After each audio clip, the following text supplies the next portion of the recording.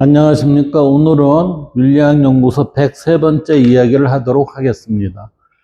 103번째 이야기는 일지와 종교예요. 일지사상과 종교를 대비를 해서 많으면 7시간에 7회 내지는 8회까지 넘어갈 수가 있을 것 같고요. 적으면 한 6회 이렇게 될 것 같습니다.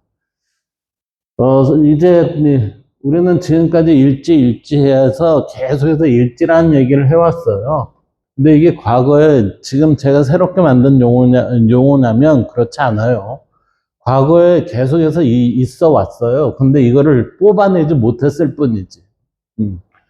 그래서 일지와 종교를 비교를 하는데 이때 일지 사상은 동서양 철학과 종교를 아우르며 그랬으니까 이 모든 것을 일지라는 내용으로 이게 통합이 될 수 있습니다. 통합적입니다. 이렇게 되는 거예요. 그래서 인간 존재와 세계의 본질을 그러니까 나와 우주가 본질을 통합적으로 성찰하는 철학적 접근이다. 이때 우주라는 건 뭐죠? 예. 본질, 본원 이렇게 얘기할 수가 있어요. 그래서 이 사상은 특히 불교, 유교, 기독교, 이슬람교, 힌두교 등 다양한 종교와 그 비교를 통해 그 독창성과 통합적 시각을 드러낸다. 핵심은 통합적으로 우리가 이거를 바라볼 수 있다 이렇게 보는 거예요. 자, 일지사상의 개요를 볼까요? 일지사상이라는 거는 전이란 곳에서 멈춘다는 얘기죠. 그래서 생각이 멈춘 자리에서 그랬으니까 생각이 멈춘 자리를 저는 생각의 끝에 다다름 그랬어요. 생각의 끝에 다다름. 생각의 끝에 다다르면 더 이상의 생각이 없죠. 이걸 우리는 정멸이라고 해요. 이 정멸 상태가 되면 우리는 해탈이 돼요. 이 해탈이 지속이 되면 그것을 우리는 뭐라고 해요? 열반 이렇게 돼요. 그래서 생각이 멈춘 자리에서 시작되는 통합적 인식이 철학입니다. 핵심 개념은 보이는 세계인 유형계와 보이지 않는 세계인 무형계의 통합이에요. 이 세계의 매개자가 누구였죠? 매개자가 우리는 석가모니였어요. 석가모니. 이 석가모니가 태어나자마자 뭐라고 그랬어요? 천상, 천하, 유아독전 그랬죠? 유아독전 그랬습니다. 그래서 천상과 천하에 오직 나만이 존재합니다 라고 하면서 두 세계를 아우른 자가 석가모니다 이렇게 되는 거예요. 그래서 석가모니는 이 세계를 통합적으로 자기가 설명을 한 사람입니다. 근데 석가모니 혼자만 그랬을까요? 아니요. 저는 그 전에도 있었고 그 후에도 있었어요. 근데 우리가 이것을 일상화하는 작업에 실패를 했다 이 얘기죠. 그래서 이 두 세계를 연결하는 매개체 누구요? 석가모니라고 그랬죠? 석가모니. 그러면 석가모니가 이분 혼자만 그럴까요? 아니요. 나도 되고 여러분도 됩니다. 여러분도.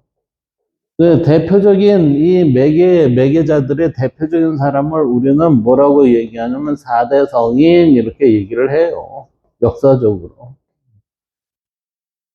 그런데 이 일지사상은 어떠한 것이냐면은 발음이에요, 발음으로서 유형계와 발음으로서 무형계를 이게 연동이 되는 매개차, 발음의 존재자, 발음의 존재자, 이렇게 되는 거예요. 따라서 발음의 존재자가 매개가 되니, 발음을 통해서 이것이 모두 통합이 될 수 있다, 이렇게 되는 거죠. 그래서 우리는 일지사상이라는 건 뭐죠? 일지 상태에서 바라본 거죠? 일지 상태에서 바라본 내용인데 이 내용이 뭐로 돼 있다? 발음으로 돼 있다. 그래서 발음의 철학 이렇게 되고 이 발음의 철학을 통해서 우리의 현상은 어떻게 돼요? 조화로운 세계가 구현이 될 수 있습니다. 왜요? 정의되니까. 각각이 자기의 맞는 위치에 찾아 들어가니까 이렇게 된다. 이제 종교와 비교를 한번 해볼까요? 일지사상하고. 지금 종교와의 비교를 보면 불교, 원효의 일심사상, 유교, 기독교, 천주교, 이슬람교, 힌두교 이렇게 돼 있어요. 그래서 사실은 일지사상이 통합적이라는 말 속에는 모든 걸 아우를 수 있다라고 앞서 얘기했습니다. 이제 불교부터 볼까요? 불교는 일지사상과의 공통점이 뭐냐면 인간의 내면을 중시하죠. 그래서 뭐를 해요? 나를 알자 이렇게 되죠. 나를 알자. 이거 소크라테스가 뭐라고 그랬어요? 너 자신을 알아라 라고 그랬듯이 우리는 불교의 성찰 스님과 그 다음에 천주교에서 뭐라고 했죠? 천주교에서 자기를 바로 봅시다.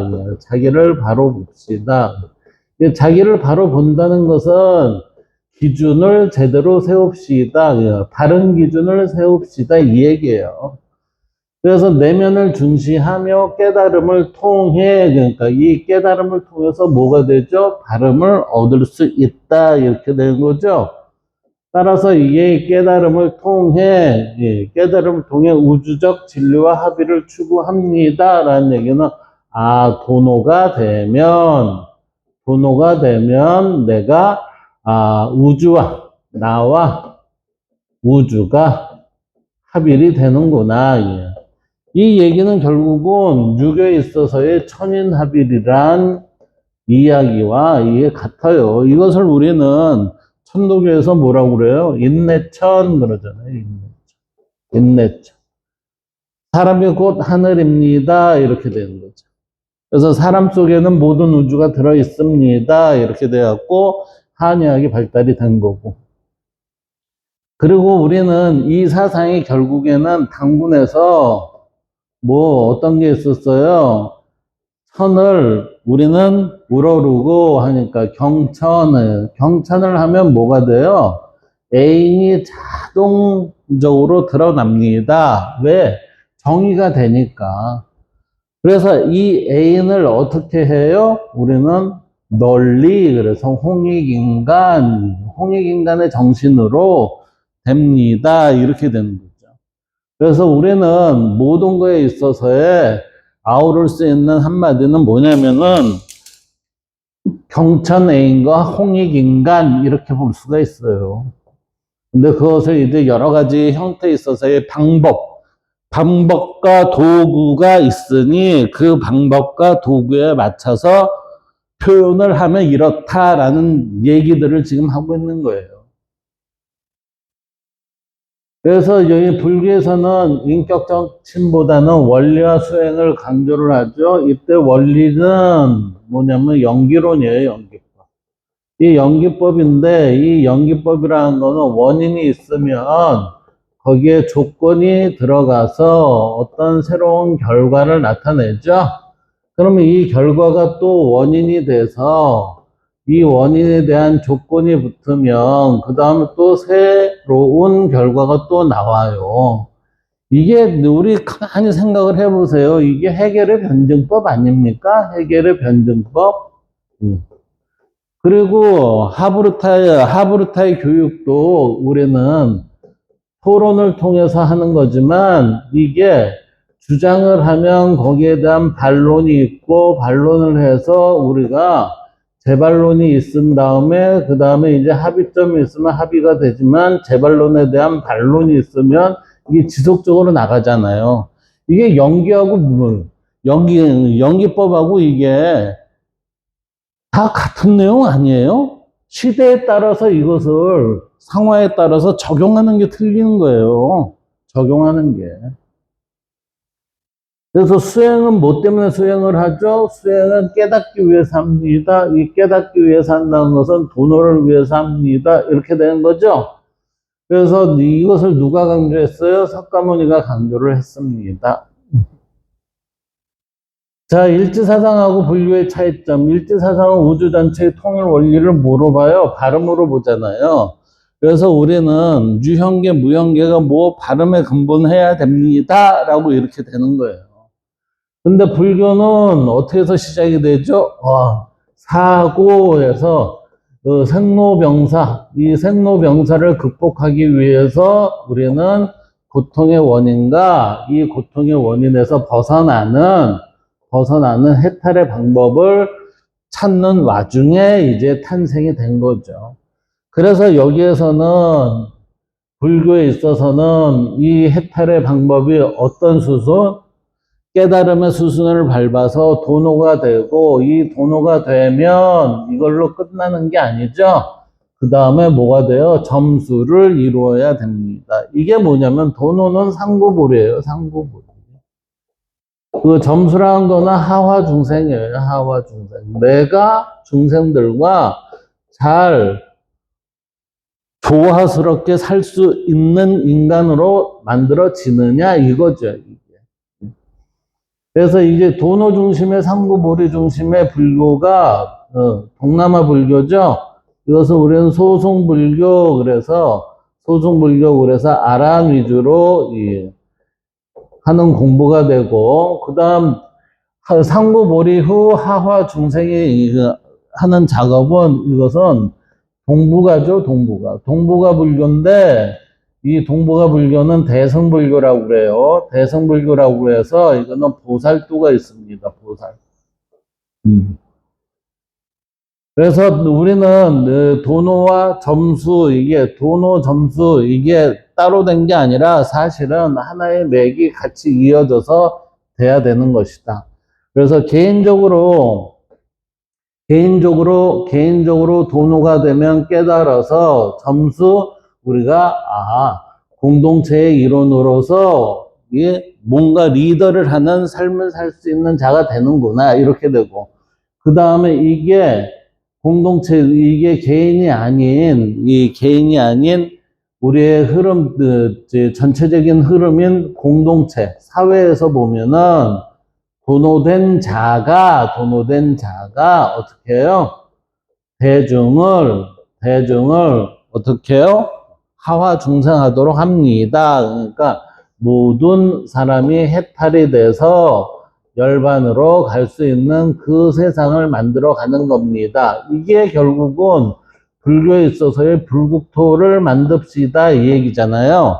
그 얘기는 이상사회를 실현합시다 이거죠. 따라서 제가 보기에는 석가모니는 자기가 사는 이 현실에서, 두 발을 딛고 있는 현실에서 불교라는 것을 통해서, 그때는 불교라는 말도 안 했겠죠.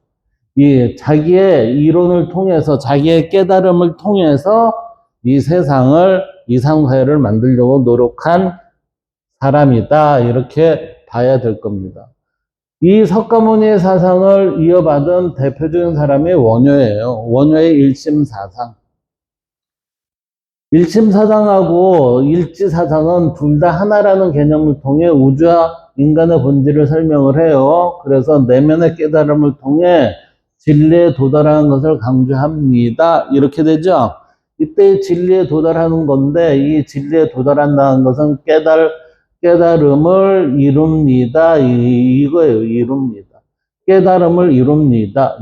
그래서 깨달음의 결과를 우리는 일지사상에서는 뭐라고 보죠? 발음이 실천입니다. 이렇게 보는 거잖아요. 근데 원효 스님은 이걸 뭐예요?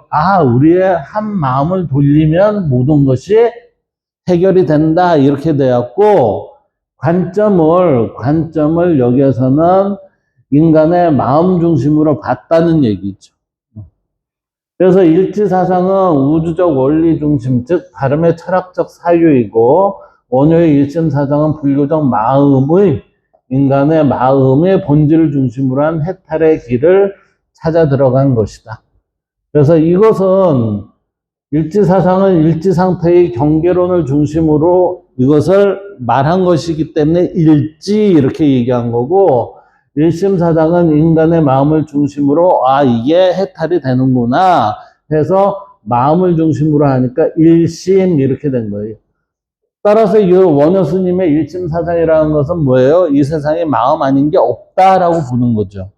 저는 어떻게 봐요? 일지사상이라는 거는 결국에는 뭐예요? 모든 것이 멈춘 상태에서의 발음의 모습으로 모든 게 이어져 있구나, 이렇게 보는 거고. 예. 그 다음, 이제 유교를 볼까요? 유교는 인간과 우주의 연결성이에요. 인과 우주, 이게 하늘의 개념이죠. 따라서 이걸 연결하는 것을 어떻게 해요? 천인합일입니다. 이렇게 되는 거죠. 그래서 천인합의를 바르게 드러낸 게 뭐예요? 도덕적이라는 거예요.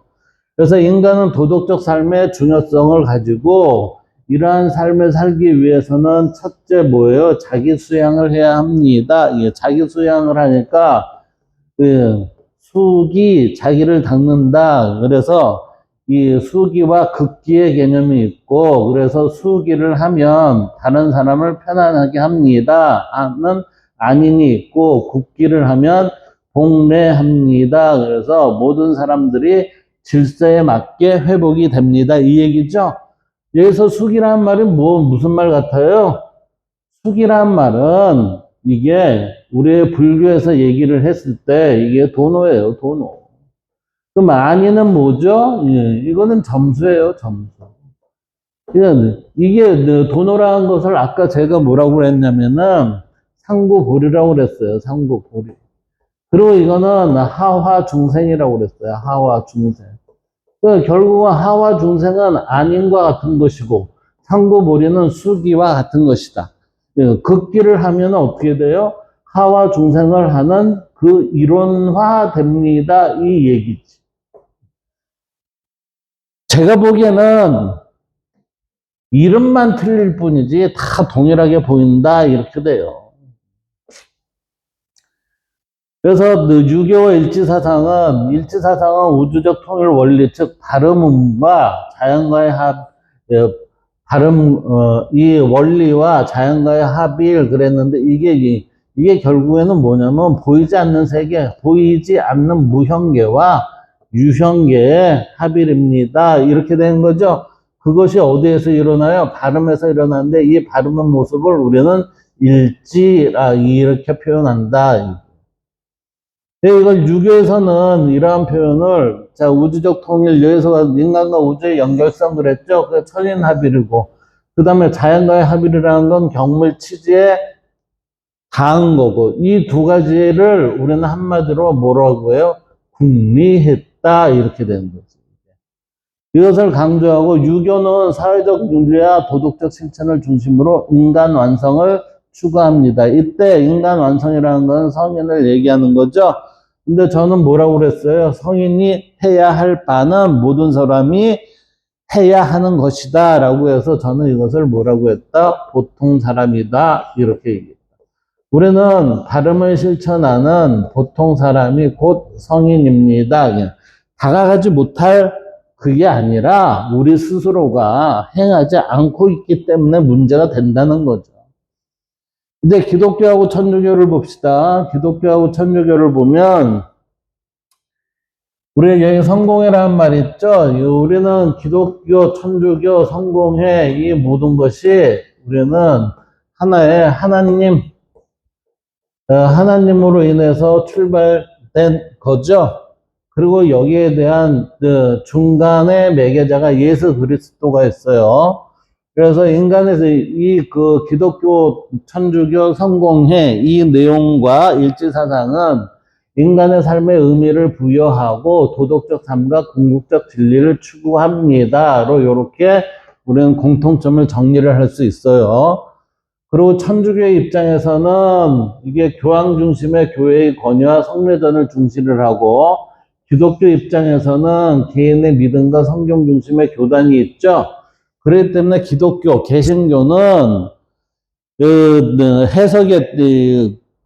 경전의 해석에 따라서 이들의 교단이 틀려집니다. 그래서 이게 뭐냐면 장로교, 감리교, 성공회 이렇게 나타나게 되는 거죠.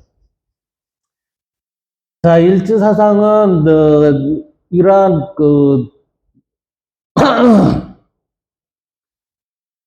기독교나 천주교 이러한 부분과의 차이점이 뭐냐면은 일지사상은 비인격적입니다. 그래서 원리 중심의 철학적 사유이고 기독교는 인격적 신과의 관계 중심의 신앙입니다. 이렇게 돼 있죠. 그런데 제가 보기에는 인격과 비인격의 이거는 우리가 붙인 이름의 개념의 문제이지, 제가 보기에는 이 근본적인 인격적 신이나 이 원리의 기본 바탕인 얘는 뭐라고 되냐면 무규정적 상태입니다. 무규정적 상태입니다. 이 상태에서 결국 뭐가 만들어져요? 만물이 만들어졌습니다. 만물 중에 하나가 그게 인간입니다. 인간이 뭐를 해요?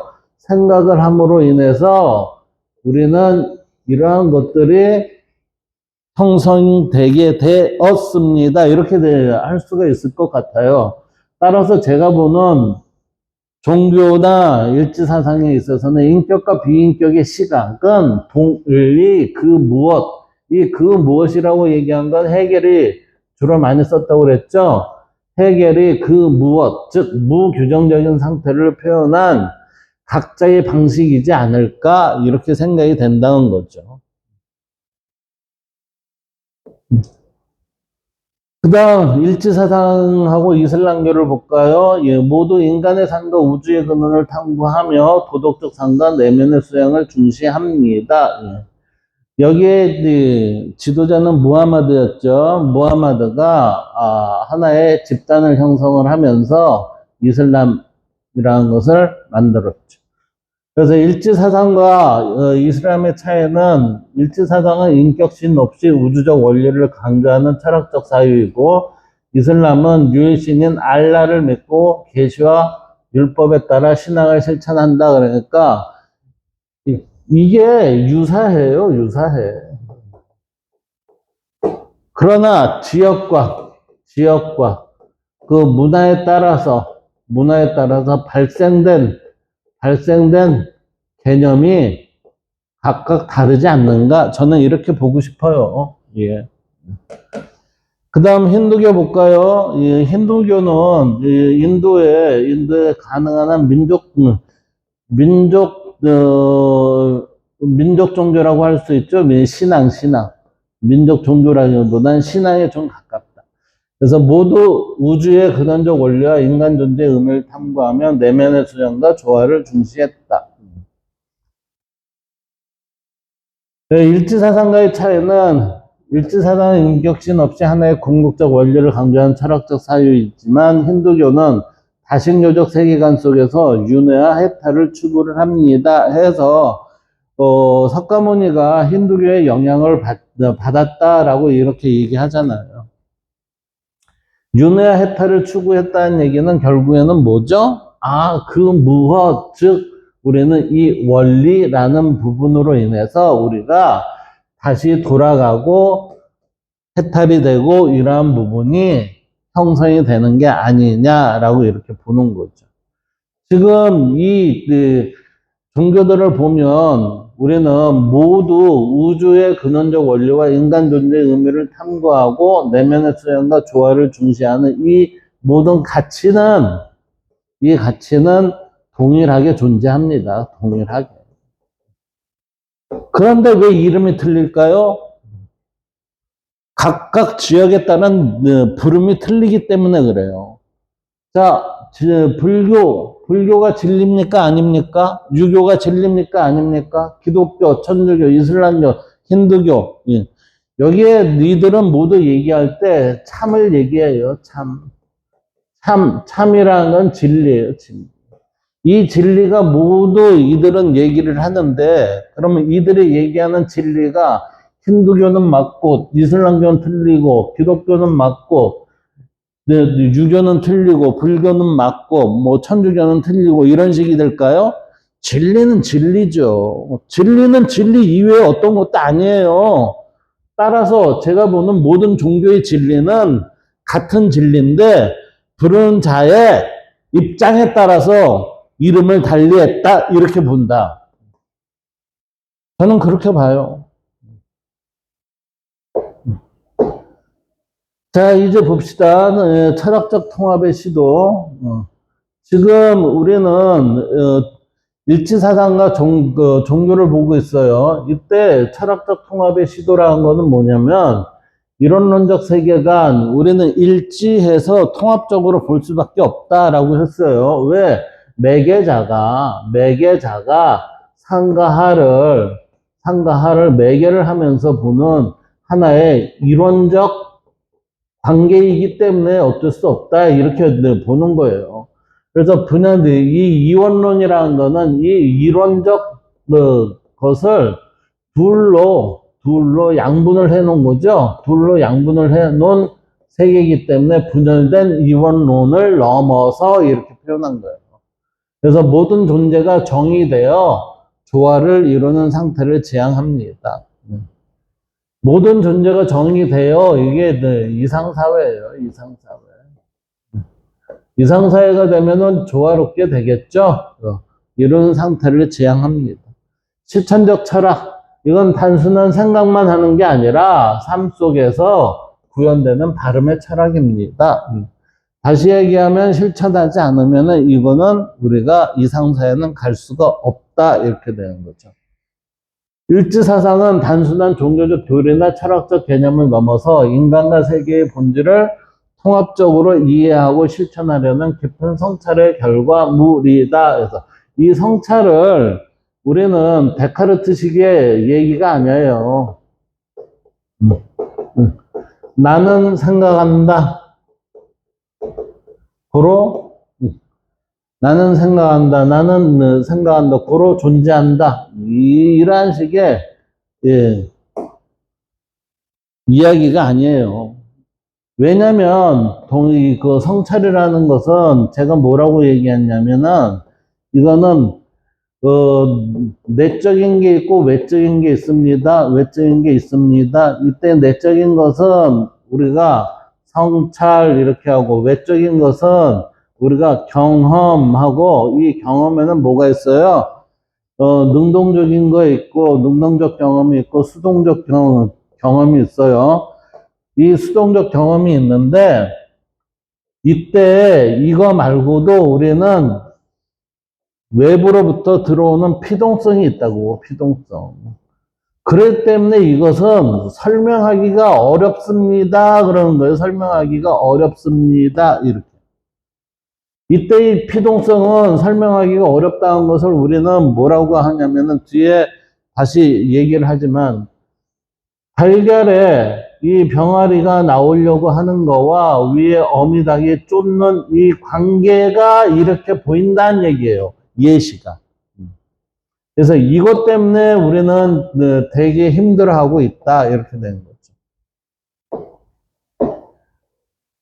그래서 일지사상은 불교와 깊은 철학적 연관을 가지면서도 독자적인 해석과 실천적 방향을 제시를 하고 불교의 핵심 개념인 깨달음, 선, 해탈 등을 현대적이고 실전적 관점에서 재해석한 점이 좀 특징이라고 볼 수 있다라고 하면서 이렇게 정리는 했어요. 그래서 불교적인 측면이 좀 강하긴 강해요. 그래서 깨달음이란 이때 우리는 일지 상태에 있어서의 일지 상태, 이 일지 상태라는 것을 뭐라고 그랬죠? 도노된 상태입니다. 도노된 상태에서 뭐가 돼요? 점수가 됩니다. 점수가 돼서 이게 하와 중생이 됩니다. 이렇게 되죠. 도노된 상태는 해탈입니다. 해탈이 됐다는 얘기는 이게 지속성을 가지면 뭐가 돼요? 열반이 됩니다. 열반을 우리가 현실 속에서 구체화를 한 사회, 공동체, 이것을 우리는 이상사회, 이렇게 되는 거예요. 이상사회, 불국토, 이런 식으로 되는 거죠. 그래서 그러면 이때의 일지 상태의 이 얘기는 결국은 깨달음의 모습이다. 이렇게 되겠죠. 따라서 깨달음에 대해서 얘기를 한번 해보겠다는 얘기예요. 깨달음이란 단어는 단순히 무언가를 알게 되는 것, 알았다 이거죠. 이게 알았다. 이 알을 설명할 수 있다. 그래 설명할 수 있죠. 설명할 수 없다. 그래 설명할 수 없죠. 둘 다 우리는 알다 이렇게 얘기가 되는 거예요. 알다. 이게 이상의 깊은 의미를 담고 있다. 철학, 종교, 심리학 등 다양한 분야에서 다르게 정의되지만 알다의 개념을 그래서 공통적으로 의식의 전환, 이게 의식이 전환이 되고 알았다는 것은 내가 모르는 거에 대해서 새롭게 알게 된 거니까 의식이 전환되죠. 그 다음에 자기 인식이 확장이 된 거와 뭐 마찬가지죠. 하나 알던 게 두 개를 더 알게 됐으니까 그 다음에 삶의 방식의 변화를 포함합니다. 그러니까 우리는 깨달음으로 인해서 얻게 되는 개인한테는 이러한 세 가지가 기본적으로 갖춰질 수밖에 없다 이렇게 되는 거예요. 그래서 깨달음의 주요 관점을 보면 첫째 의식 상태로서의 깨달음과 의식 구조의 변화로서의 깨달음으로 볼 수가 있어요. 의식 상태로서의 깨달음을 보면 이는 마치 잠에서 깨어있는 것처럼 기존의 인식들을 벗어나 새로운 방식으로 세상을 바라보게 되는 상태입니다. 라는 얘기는 이 얘기는 뭐죠? 새롭게 알게 됐습니다. 새롭게 이게 플라톤에 있어서의 이데아를 봤다 이 얘기와 연관되지 않을까요? 그래서 우리는 불교나 명상 전통에서 이를 비이원적 합일 의식이라 부르면 비이원적 합일 의식 이건 플라톤에 있어서 이데아를 봤다 이 얘기와 이거와 같다고 저는 봐요. 네. 그래서 나와 타인의 경계를 허물고 모든 존재와 하나됨을 느끼는 경험으로 설명이 된다. 예를 들면 플라톤의 이데아, 불교의 견성, 유교의 천인합일, 지지 상태, 그 다음에 도교의 도통, 지어지선의 경계, 기독교의 성령의 조명론, 회심 등이 있다 이렇게요. 모두 의식 상태로서의 깨달음의 모습이 이러한 다양한 형태의 모습으로 우리는 살펴볼 수가 있습니다. 이렇게 된 거죠. 의식구조의 변화로서의 깨달음 볼까요? 여기에 보면 자기 개념과 세계관이 변화하면서 뭐가 된다고 그랬어요? 인식의 전환이 된다고 그랬죠? 인식이 전환이 됩니다. 그러면서 삶을 바라본 틀이 바뀌죠? 인식이 전환이 되니까 삶을 바라보는 틀이 바뀌니까 뭐가 틀려져요? 행동이 틀려지죠. 행동이 달라진다. 행동이 달라지는데 어떻게 해요? 다른 사람을 피해주는 거? 아니요. 피해를 안 주고 오히려 우리는 조화를 추구하는 것으로 변화가 되더라 이렇게 되죠. 그래서 첫 번째 일에 의식에 있는 깨달음이 발생하면 얘는 자연적으로 나타나는 현상이 된다. 예를 들어 나는 나만을 위한 존재가 아니라 관계 속에서 존재하는 하나의 흐름이다라는 인식은 의식구조의 전환을 보여주는 대표적인 사례이다. 자, 이제 깨달음의 특징을 봅시다. 여기에 보면 직접 체득을 통해 얻어지는 것 그랬어요. 직접 체득. 그러니까 직접 체득을 했다는 건 개인적인 거죠. 개인적인 거는 거기 때문에 그 사람 이외에는 잘 모른다는 얘기예요. 그래서 단순한 지식이나 정보가 아니라 수행이나 깊은 성찰을 통해 체득적으로 이해되는 상태이다. 그래서 이때 체득이란 자신이 주도적으로 몸소 겪은 것. 그래서 체득은 능동과 피동의 모든 사례를 표현하죠. 그래서 따라서 체험하여 체득한 것은 되지만 피동적인 것은 당하는 입장도 있는 거다. 이게 우리는 지금까지 모든 사람들한테 힘들었다는 거죠. 이해하기가. 그래서 언어로 완전히 설명하기 어렵습니다. 왜? 나만이 얻었기 때문에 이렇게 되는 거예요. 그래서 많은 영적 전통에서는 깨달음을 말로 표현하는 것이 불가능하다고 보며 오히려 언어가 깨달음을 왜곡할 수 있다고 경계한다. 그렇기 때문에 우리는 도노를 위해서는 지식을 뭐라고 해요? 끊어라 이렇게 얘기하잖아요. 뭐 때문에요? 이게 말과 지식으로 해결되는 게 깨달음이 아니기 때문에 그렇다 이 얘기예요. 그래서 피동의 경우 언어로 설명이 어렵고 왜냐하면 상대가 이해를 못하기 때문이다. 예, 개인적 경험이기 때문에 그래요. 개인적 체득 처이기 때문에 이 사람 이외에는 어떻게 표현하는 방법이 없다 이거죠.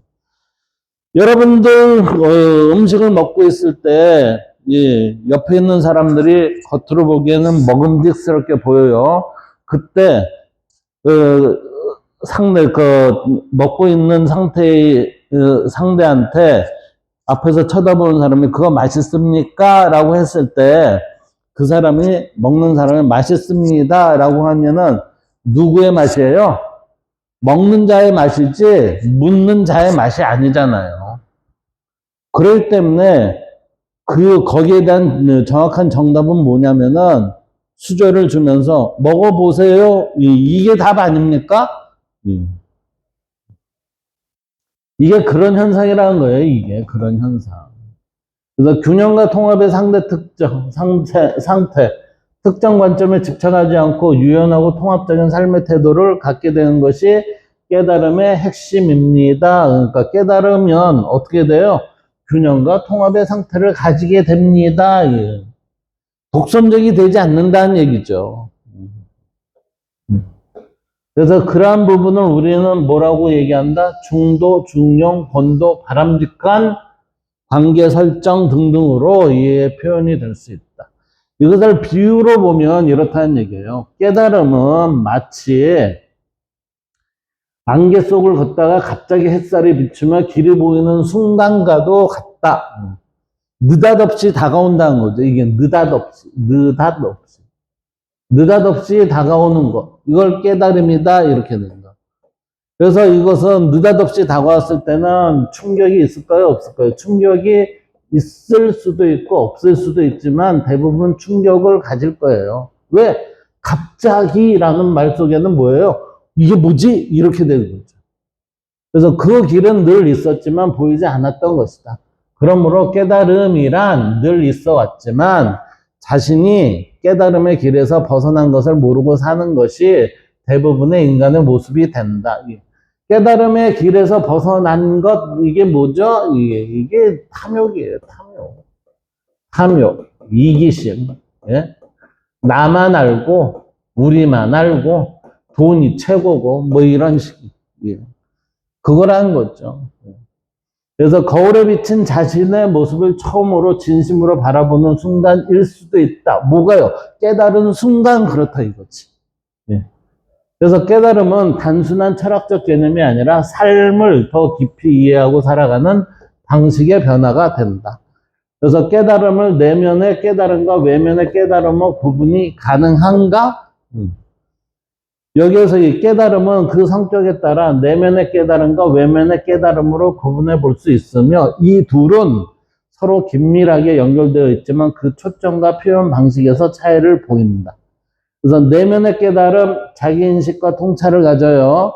그래서 자신의 감정, 생각, 가치관, 신념, 성향 등을 깊이 이해하고 통찰하는 과정으로 이는 외부 자극 없이도 일어날 수 있으며 명상, 고독, 자기 성찰을 통해 발생하는 경우가 많다는 거죠. 이것을 우리는 뭐라고 하냐면 자각이라고 한다는 거예요. 자각. 그래서 이러한 예시로는 타인의 인정에 지나치게 의존하고 있구나. 이런 거. 그 다음에, 그래서 나는, 타인의 인정에 지나치게 의존하고 있구나. 내가 진정 원하는 삶은 인정이 아니라 자유였어. 등등의 이야기를 하게 되죠. 그래서 이러한 부분에 있어서의 특징은 세 가지가 있는데 이 세 가지의 특징은 다음 시간에 이어서 얘기를 하도록 하겠습니다. 감사합니다.